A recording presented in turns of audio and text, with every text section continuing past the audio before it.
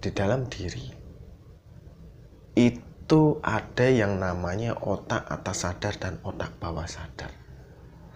Dan jika teman-teman memikirkan suatu hal yang sangat yakin, maka alam bawah sadar teman-teman, otak bawah sadar teman-teman akan merekod hal tersebut sebagai tujuan atau visi teman-teman ke depan.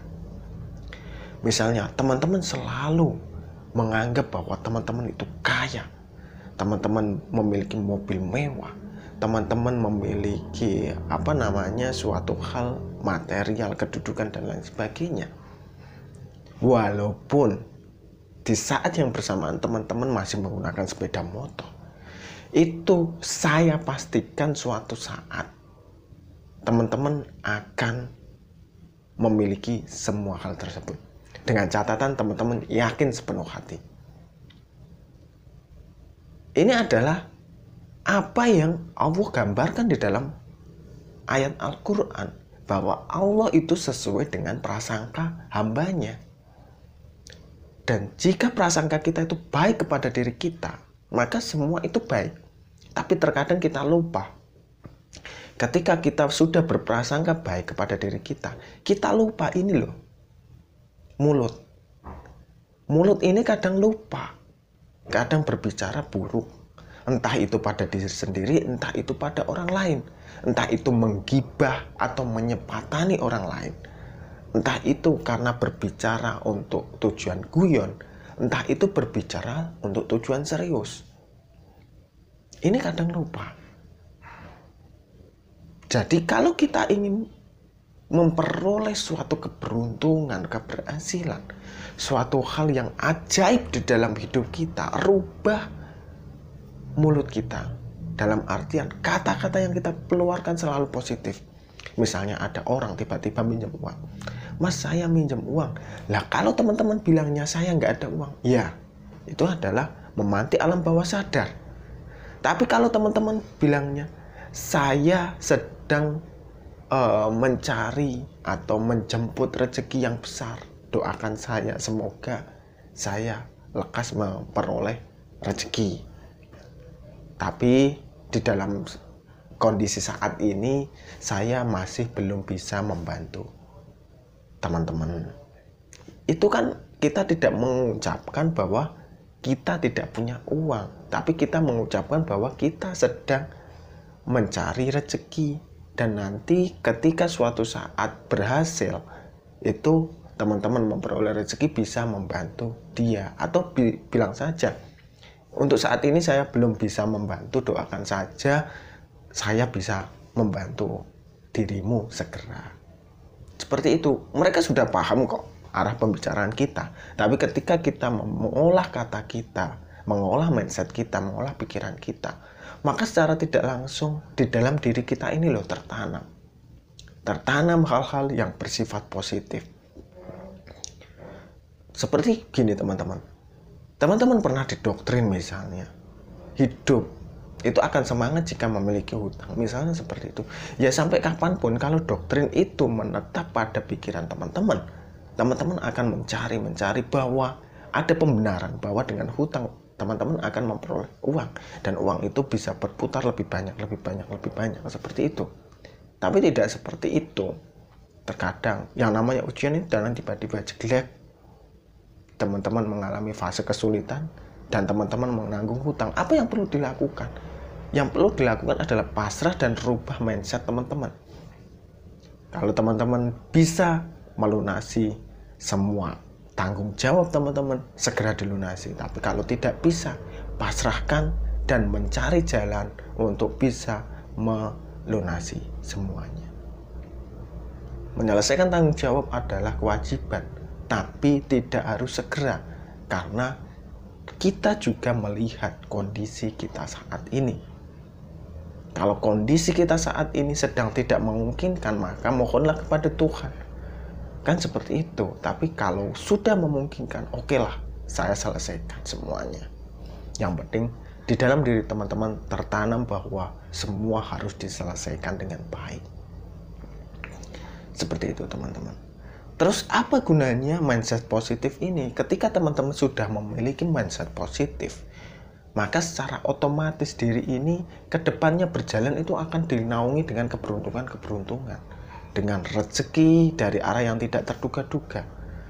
Misalnya teman-teman lah, katakan apa sih bedanya orang Jawa, orang Sunda, orang Jakarta misalnya, terus orang Melayu, orang Aceh misalnya, terus orang luar negeri.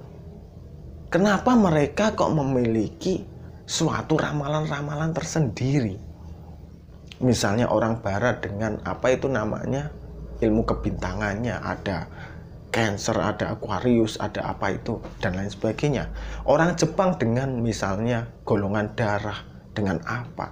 Terus orang Cina dengan Feng Shui, orang Jawa dengan weton, terus orang Indonesia dengan ramalan apalah yang lain.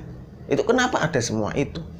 Sebenarnya ramalan-ramalan itu dulu diciptakan oleh orang-orang yang bekerja di bidang itu agar mereka didatangi dan mereka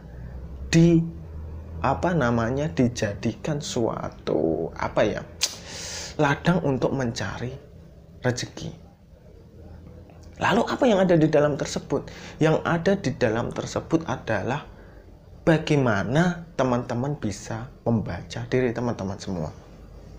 Walaupun terkadang hal itu benar, tapi hal itu adalah berdasarkan survei. Kalau sekarang istilah itu adalah BPS, Badan Pelaksana Survei atau apa itu loh. Yang pokoknya yang melakukan persurveian. Itu adalah badan survei itu. Dan teman-teman jika mau datang ke badan survei, teman-teman kan pasti diperlihatkan jika berlaku seperti ini akan seperti ini, berlaku seperti ini akan seperti ini. Juga ada di situ ada psikologi, jika berlaku seperti ini dengan ciri seperti ini akan seperti ini. Lah terus apa tujuannya weton? Tujuannya ilmu perbintangan ya untuk memperoleh jawaban atas keresahan diri manusia, karena manusia itu sifatnya ingin tahu masa depan. Seandainya teman-teman bersifat pasrah, tidak melulu memikirkan masa depan, maka teman-teman itu akan memiliki mindset yang positif. Jadi, kalau weton, kalau ilmu perbintangan itu bersifat buruk, jangan dimasukkan ke dalam hati. Tapi kalau itu bersifat baik, silahkan memasukkan ke alam bawah sadar teman-teman, masukkan ke dalam hati teman-teman, pikiran teman-teman, silahkan. Lalu kalau kita sudah mendapatkan hal itu dan sudah tertanam di dalam pikiran kita, bagaimana supaya menghapusnya? Kalau di weton ya teman-teman, kalau di Jawa itu ada selamatan. Selamatan itu adalah doa.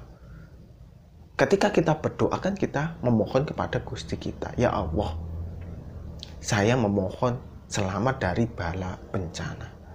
Misalnya seperti itu. Itu adalah sudah merefresh otak kita yang tadinya negatif menuju ke arah positif.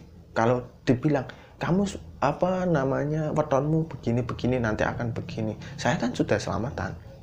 Saya akan sudah berdoa positif kepada Allah. Ujung-ujungnya kembali ke pikiran positif alam bawah sadar kita. Itu teman-teman. Terus misalnya kalau dibilang di ilmu perbintangan, bintang ini akan menghadapi kesulitan ekonomi dan lain sebagainya, bla bla bla bla bla. Itu kalau masuk ke dalam mindset alam bawah sadar ya berantakan. Lah caranya gimana untuk menghadapi semua itu? Ya lebih hemat, itu di ilmu perbintangan sebenarnya sudah ajarkan caranya untuk mengantisipasinya, ada seperti itu. Jadi teman-teman, mindset positif itu penting. Jika teman-teman bermindset positif, saya yakin cita-cita yang teman-teman inginkan itu akan segera tercapai, terwujud. Pokoknya teman-teman olah atau berikan progres kepada alam bawah sadar kita untuk selalu menuju ke arah yang baik, ke arah yang positif seperti itu. Semoga beruntung dan sampai jumpa di video yang lainnya. Wassalamualaikum warahmatullahi wabarakatuh.